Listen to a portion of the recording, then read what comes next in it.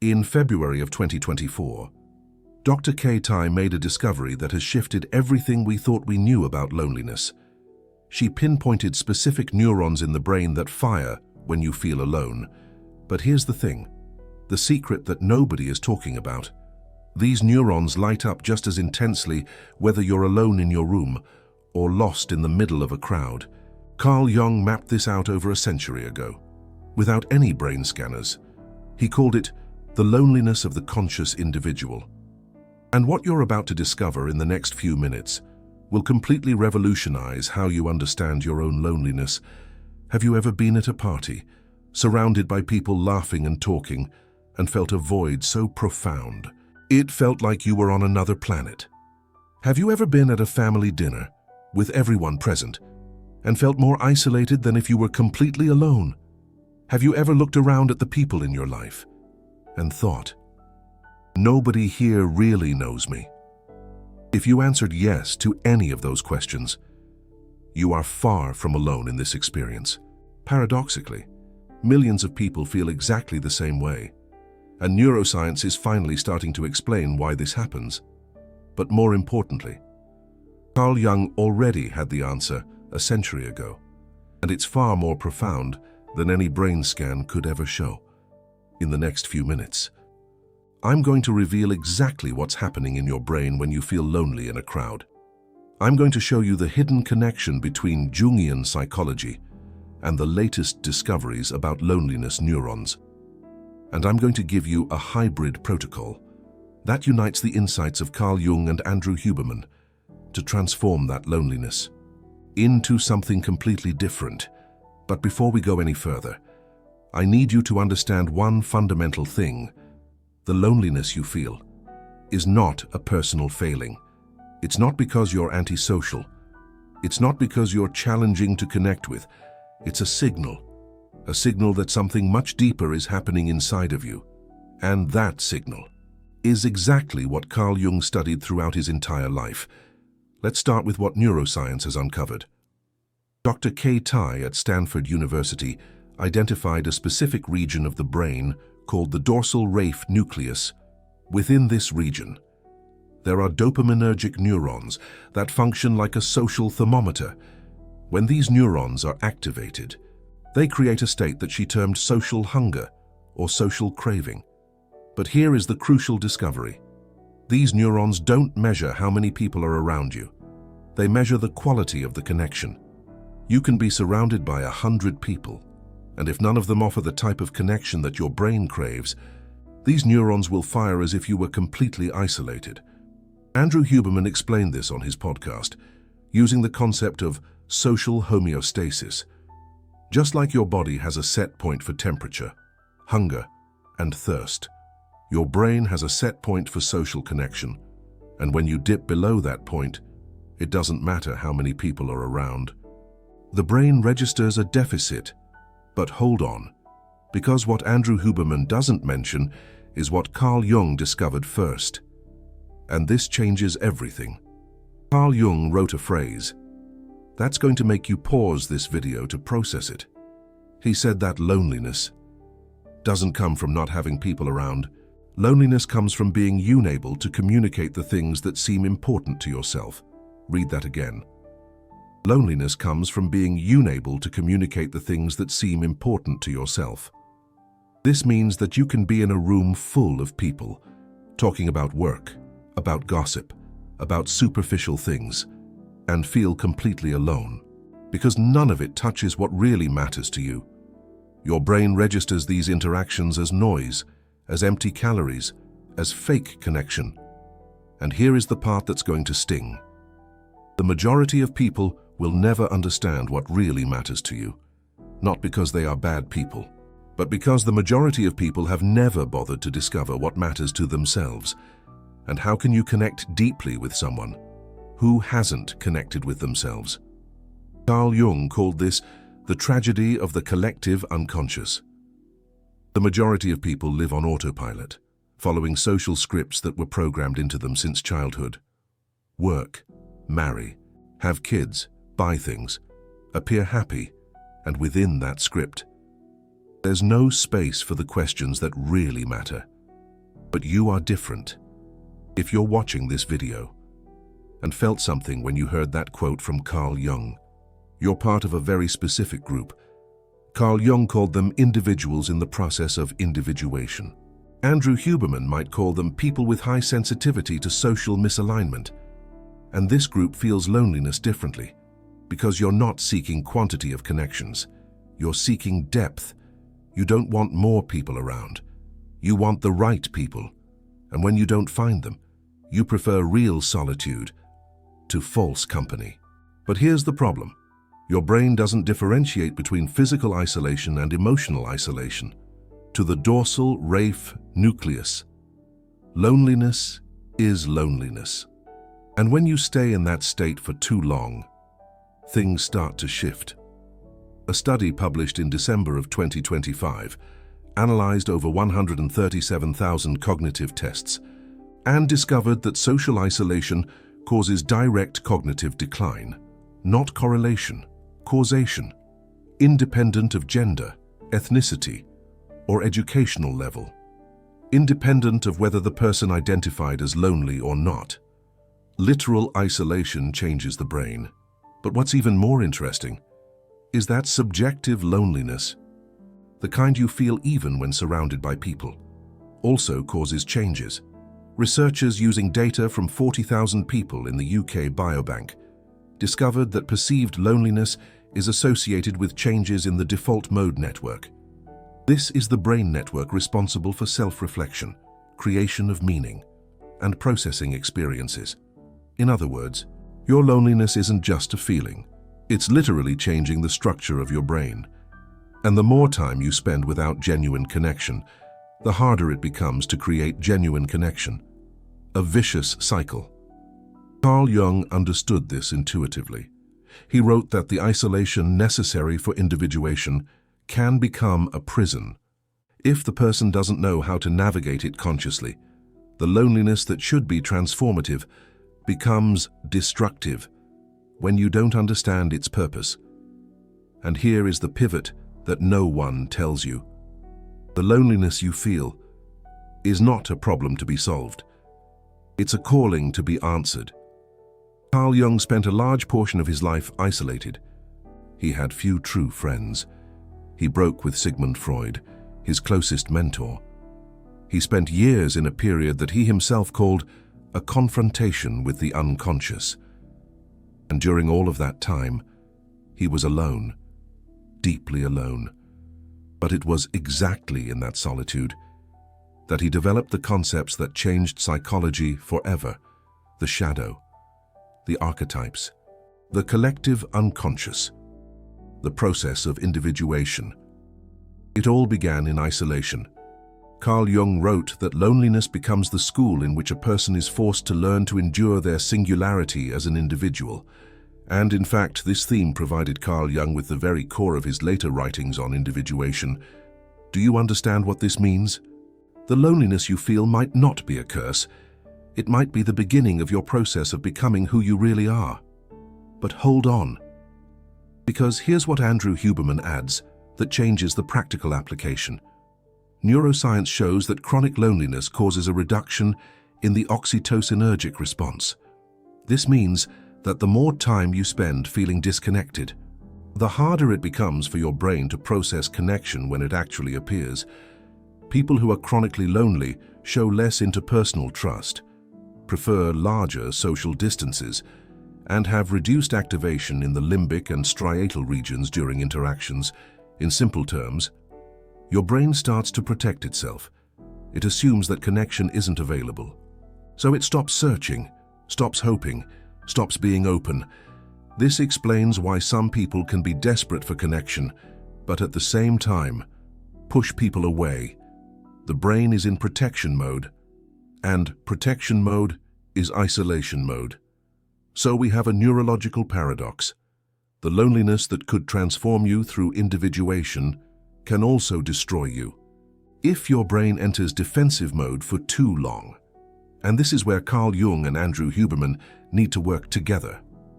The protocol I'm about to give you unites the profound wisdom of Carl Jung with the practical neuroscience of Andrew Huberman. It's not just theory. its application. First, you need to distinguish between necessary loneliness and destructive loneliness. Necessary loneliness is when you consciously choose to step away, to process experiences, integrate learnings, or simply recharge. Destructive loneliness is when you feel isolated, even when you don't want to, when you seek connection and can't find it, when you're stuck in a cycle of social avoidance. Carl Jung would say that necessary loneliness is part of the process of individuation. Andrew Huberman would say that it respects your social homeostasis. You are choosing temporary isolation to come back more whole. But if your loneliness is chronic, if you can't remember the last time you felt truly connected, if your brain has already entered defensive mode, you need a different intervention. Andrew Huberman recommends what he calls deliberate micro-connections. Don't try to solve years of isolation with one grand connection. Start small. A genuine 5-minute conversation, a moment of real eye contact with someone, an honest text to someone you respect. Neuroscience shows that these micro-connections begin to reactivate the social reward circuits. The neurons in the dorsal raphe nucleus stop firing in hunger mode and start to register that connection is possible. But here's where Carl Jung comes in with something that Andrew Huberman doesn't mention. These micro-connections must be authentic. You can't fake interest. You can't engage in empty small talk. Your brain knows when you're being false, and those neurons don't respond to performed connection. Carl Jung would say you need to be willing to communicate what really matters, even if that's scary, even if it pushes some people away, because the people who stay are the ones who can offer the real connection that your brain is searching for. And that leads us to the second step, identifying who can offer real connection. Carl Jung used the concept of synchronicity, meaningful events that seem connected but have no causal relationship. People who appear in your life at exactly the right moment. Conversations that happen precisely when you need them. For Carl Jung, this wasn't coincidence. It was the collective unconscious creating bridges. Andrew Huberman would explain this through the brain's salience network. This network determines what your brain considers important. When you're in a state of searching for genuine connection, your salience network starts to notice signals that previously went unnoticed. You start to perceive who looks at you differently, who asks genuine questions, who seems to be going through the same process. It's not magic. It's neuroscience aligned with intention. You don't find the right people by accident. You find them when your brain is calibrated to recognize them. The third step is the most difficult and the most transformative. You need to accept that the loneliness of the conscious individual is part of the price of consciousness. Let me explain. The more you develop psychologically, the more you integrate your shadow, the more you become who you really are. The fewer people will completely understand you, not because you're better than them, but because you're operating on a different frequency. Carl Jung wrote about this extensively. He said that the first fruit of the development of personality is the segregation of the individual from the unconscious and undifferentiated mass. This means isolation, and there is no more comforting word for it. Read that sentence again. There is no more comforting word for it. Carl Jung wasn't trying to cheer you up. He was preparing you for a truth that few can accept. Individuation is lonely. The process of becoming whole is a path that you travel fundamentally alone. Other people can accompany you in stretches. They can support you. They can understand you partially. But the journey is yours. But here's the part that saves you. Within that loneliness exists something that Carl Jung called the self, not the ego. The self, the totality of who you are, conscious and unconscious united. And when you connect with the self, the loneliness changes in quality. You might still feel isolated from other people, but you no longer feel isolated from yourself. And that internal connection is more powerful than any external connection could be. Andrew Huberman would talk about this in terms of neural coherence. When you're aligned with yourself, when your actions reflect your values, when you stop pretending to be who you're not, your brain enters a state of integration. The neural networks stop fighting each other.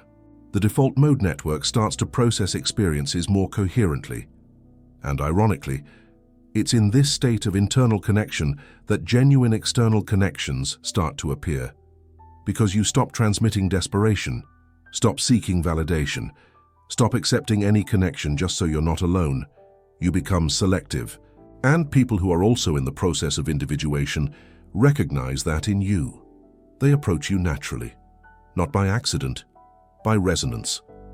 Carl Jung called this finding members of the same spiritual tribe.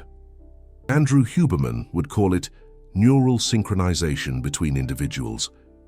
Studies from 2024 show that when two people are genuinely connected, their brain patterns begin to synchronize. Brain waves align. Physiological responses mirror each other. Two brains start to function as one system. But this only happens with genuine connection. Superficial connection doesn't produce synchronization. Small talk doesn't produce synchronization. Only vulnerability, authenticity, and real presence create this effect. So, what do you do with all of this? How do you transform the loneliness that you're feeling right now? First, accept that your loneliness makes sense. You're not broken. You're waking up. And people waking up always feel isolated at first because they're seeing things that others don't yet see. As Carl Jung would say, the journey of individuation can be a lonely one at first. Second, use loneliness as a tool. Don't run from it. Don't fill it with distraction. Sit with it. Ask it what it's trying to show you. Carl Jung did this through a process he called active imagination, talking with the parts of yourself that you normally ignore, giving voice to the shadow self. As Dr. Andrew Huberman might say, lean into the discomfort to understand its origins. Third, seek micro-connections that are authentic. Don't try to solve everything at once. One real conversation per day. One genuine message per week. Your brain needs evidence that connection is possible. Give it that evidence. Show your dorsal raphe nucleus, DRN, that you are not socially isolated. Fourth, be selective, without being closed off. You don't need to connect with everyone. You need to connect with the right people. But to find them, you need to be open enough to recognize them when they appear. It's like finding your tribe, those who resonate with your authentic self. Fifth, trust the process. Individuation takes time. Transforming loneliness into chosen solitude takes time, but every step you take in that direction changes the structure of your brain, literally. As both Carl Jung and Andrew Huberman would attest, the brain is remarkably plastic. If you've made it this far, if you're feeling that these words touch something inside of you, I want to ask you something. YouTube created something called Super Thanks. It's that golden heart underneath the video. When you click on it, you're not just supporting this channel. You're saying, continue revealing these connections that no one else is making. Continue translating Carl Jung for those who need to hear it. Continue creating content that touches what really matters. Each super thanks is a signal that there's someone on the other side who understood, who resonates, who's on the same path. And when you do that, you're not alone. You're creating real connection through a simple gesture. This is what Carl Jung would call participating in the collective unconscious in a conscious way. Now, I have a question for you, and I really want you to answer in the comments. Carl Jung said that loneliness comes from not being able to communicate what really matters. So tell me, what really matters to you that you've never been able to communicate to anyone? Write it down below. It can be a sentence. It can be a word. But be honest. Because here's the secret. When you write down what you've never been able to say, even if it's to strangers on the internet, you start to break the cycle. You start to communicate. And maybe someone reading your comment will think, I feel that too. And in that moment, two brains will synchronize, even without ever having seen each other, and the loneliness will diminish a little for both of you. This is what Carl Jung meant when he talked about the collective unconscious. We're all connected on a level that we can't see. Loneliness is an illusion of the ego. At the deepest level, you've never been alone. But you need to do the work of connecting with that level. And that starts here, now, with an honest comment.